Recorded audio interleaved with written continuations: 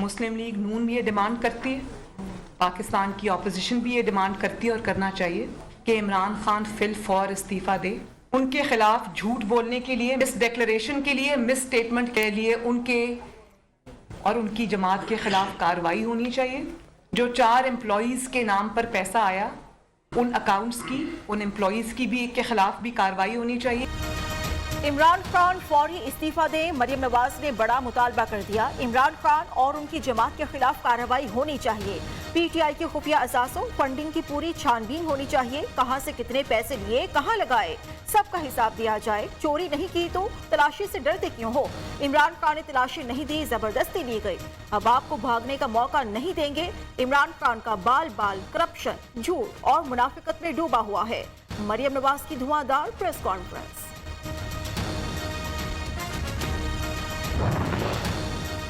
P T I کو امریکہ, England, Canada, Australia, Middle East سے فنڈز ملے. مریم نواز کا کہنا ہے 4 ملازمین کے نام پر باہر سے پیسے منگوائے گئے.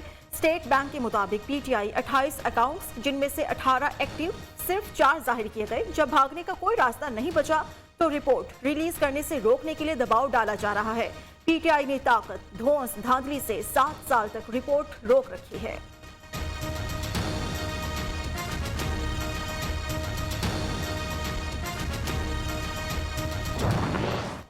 وعدہ کیا تھا 1 کروڑ نوکریوں کا, اور الٹا جن کے پاس روزگار موجود تھا ان سے بھی روزگار چھینا ہے. پاکستان کے عوام اب زیادہ دیر نہیں انتظار کرتے ہیں, وہ اس حکومت سے, اس عذاب سے نجات چلاتے ہیں. عوام اس حکومت سے فوری نجات چاہتے ہیں. 1 کروڑ نوکریوں کا وعدہ کر کے لاکھوں کا روزگار چھین لیا. پاکستان میں جتنے برے حالات اب ہیں پہلے کبھی نہ تھے.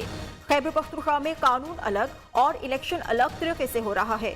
سندھ میں بلدیاتی نظام سے اختیارات نچلی سطح پر منتقل کر رہے ہیں. بلاول بھٹو کی کور کمیٹی اجلاس کے بعد لاہور میں پریس کانفرنس.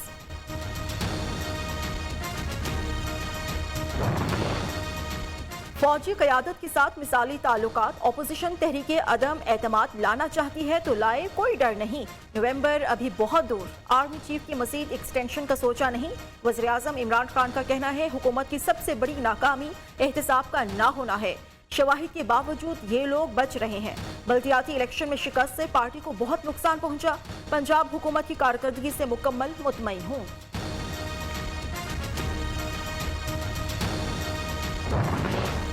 شہباز شریف اور نواز شریف کی زیر صدارت نون لیگ کا اعلیٰ سطح اجلاس. حکومت کے خلاف لانگ مارچ اور تحریک سے متعلق مشاورت.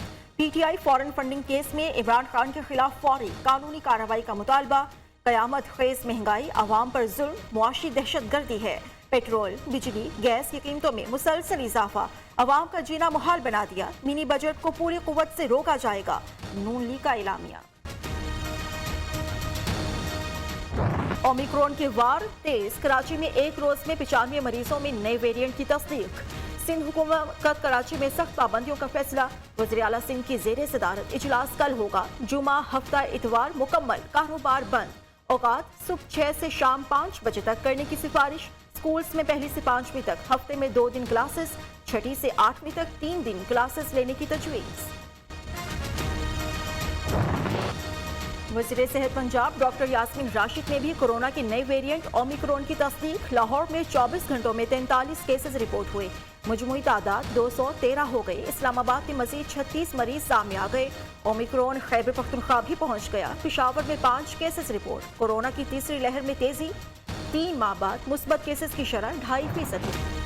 چیئرمین نیب نہیں آئے. پبلک اکاؤنٹس کمیٹی کے اراکین انتظار کرتے رہے. پی اے سی اراکین کا ڈی جی نیب سے بریفنگ لینے سے انکار. چیئرمین رانا تنویر حسین نے کہا چیئرمین نیب کی طلبی اور نیب کے خط کی قانونی حیثیت جاننے کے لیے خط لکھیں گے. رہنما پیپلز پارٹی نوید قمر اور شری رحمان نے پی اے سی سے مذاق قرار دے دیا. تحریک انصاف کی نور عالم خان نے کہا نیب نے وزیر اعظم کا نام استعمال کیا, نوٹس لینا چاہیے.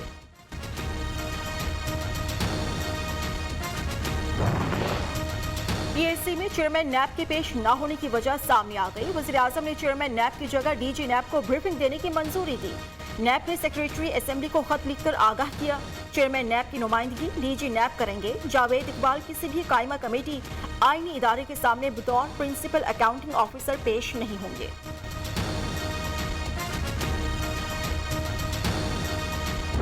ووٹن کرکٹ لمیٹڈ دبئی جس نے $2.1 ملین پی ٹی آئی کو فنڈ کیا، اور قانون تو کہتا ہے کہ صرف ایک پاکستانی شہری اپنی انفرادی حیثیت میں فنڈنگ کر سکتا ہے۔ اب سوال یہ پیدا ہوتا ہے کہ کرکٹ کا جو لمیٹڈ اپیرنٹلی کلب ہے جو بھی ہے، وہ ایک سیاسی جماعت کی اتنی ہیوی فنڈنگ کیوں کرے گا؟ پی ٹی آئی کو دبئی میں ووٹنگ کرکٹ کلب سے $2.1 ملین کی فنڈنگ ہوئی۔ کوئی پاکستانی شہری انفرادی حیثیت میں فنڈنگ کر سکتا ہے، کمپنی کسی سیاسی جماعت کو فنڈنگ نہیں کر سکتی۔ ایک کرکٹ کلب نے پی ٹی آئی کو اتنی فنڈنگ کیوں کی؟ اکبر ایس بابر کا سوال۔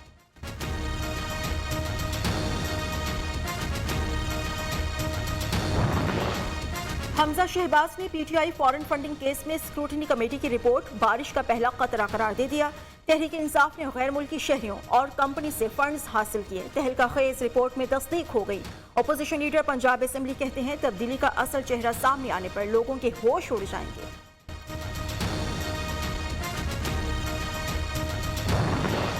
اپوزیشن منفی سیاست کر رہی ہے، ملک میں پی ڈی ایم کی انتشار پھیلانے والی سیاست نہیں چلے گی۔ وزیر اعلیٰ پنجاب کی ایک بار پھر سیاسی مخالفین پر لفظی گولہ باری۔ عثمان بزدار سے صوبائی اسمبلی کے اراکین کی ملاقاتیں، حلقوں کے مسائل اور فلاح عامہ کے جاری منصوبوں پر تبادلہ خیال۔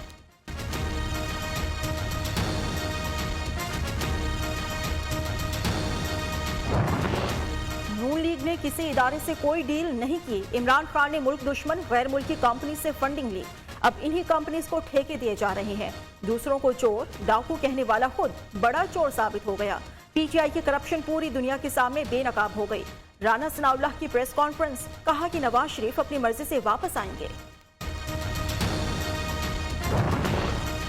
تحریک انصاف کی فنڈنگ کا معاملہ بالکل شفاف، نااہل درباریوں کا حال الٹا چور کوتوال کو ڈانٹنے کے مترادف ہے۔ شہباز گل کا رد عمل، معاون خصوصی نے کہا کہ نون لیگ والے فنڈز کے نام پر کک بیکس لیتے رہے، سیاسی مخالفین کو جعلی پروپیگنڈے سے کچھ حاصل نہیں ہوگا۔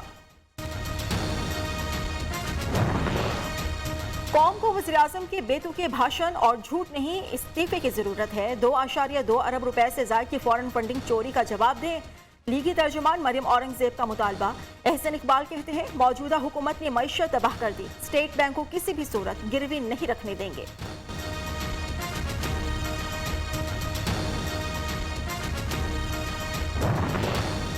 میاں صاحب اپنی واپسی کی ٹکٹ پھاڑ چکے، ہم انہیں زبردستی لائیں گے، حسان خاور کا دعویٰ۔ ترجمان پنجاب حکومت کہتے ہیں پی ٹی آئی کا منشور کڑا احتساب اور کرپشن کے خلاف جنگ ہے، یہ 21ویں صدی کا جہاد ہے جو ہم لڑ رہے ہیں۔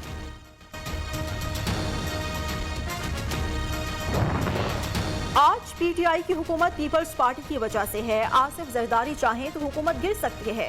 مصطفیٰ کمال کا دعویٰ، سربراہ پی ایس پی نے کہا سندھ کا نیا بلدیاتی قانون لوکل نہیں، قومی سلامتی اور معاشی مسئلہ۔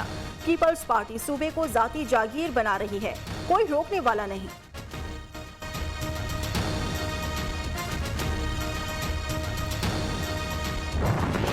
سندھ کا نیا بلدیاتی قانون نامنظور، جماعت اسلامی کا سندھ اسمبلی کے باہر دھرنا 7ویں روز بھی جاری۔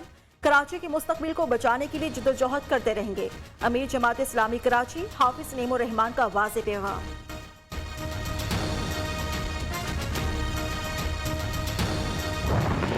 وزیر اعظم سے مولانا طارق جمیل کی ملاقات، رحمت للعالمین صلی اللہ علیہ وآلہ وسلم اتھارٹی سے متعلق تبادلہ خیال۔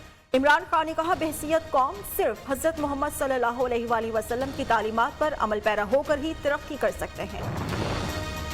کھاد بحران کے 1 ماہ بعد حکومت کو خیال آ ہی گیا، اقتصادی رابطہ کمیٹی نے چین سے 1.5 لاکھ ٹن کھاد درآمد کرنے کی منظوری دے دی۔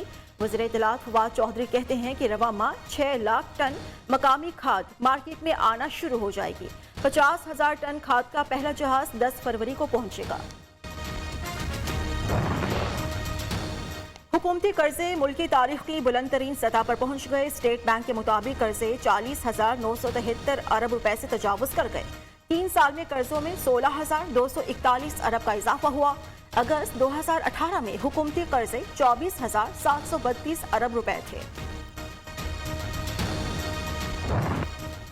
عوام کی چیخو پکار اور احتجاج بے سود، گیس بحران میں ذرا کمی نہ آئی، حکومت 3 ٹائم گیس فراہم کرنے میں بھی ناکام۔ خواتین کے لیے کھانا پکانا محال ہو گیا، مہنگائی کے ستائے عوام ہوٹل سے ناشتہ اور کھانا لانے پر مجبور۔ बलूचिस्तान में बारिशों और सैलाब से हर तरफ तबाही, गवादर, केच और बलनगोर आफत ज़दा करार।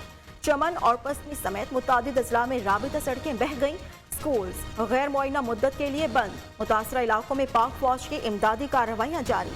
पाक फजाया भी रेस्क्यू ऑपरेशन में मसरूफ। C-130 तैयारा सामान, खुराक, टेंट और अद्वियात लेकर पसनी पहुँच गया।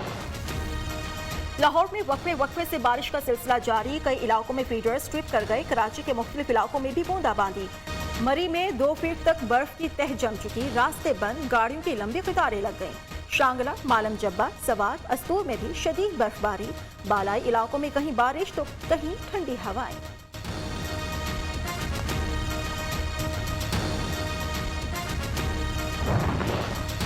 कोयटा में PMC टेस्ट के खिलाफ मेडिकल तलबा का धरना 28 रोज बाद खत्म। खुसूसी टेस्ट मंसूख न किया गया तो वज़ीर आला हाउस का घेराव करेंगे, तलबा की धमकी। कौम के हीरो शहीद एतजाज हसन की आज 8वीं बरसी पर खामोशी। वालिद मुजाहिद अली ने कहा, सरकारी सतह पर किए गए वादे आज तक पूरे न हो सके। गवर्नमेंट हाई स्कूल जयहंगू के तालिबे इल्म एतजाज हसन ने 6 जनवरी 2014 को खुदकुश हमला नाकाम बनाकर अपने साथियों की जान बचाई।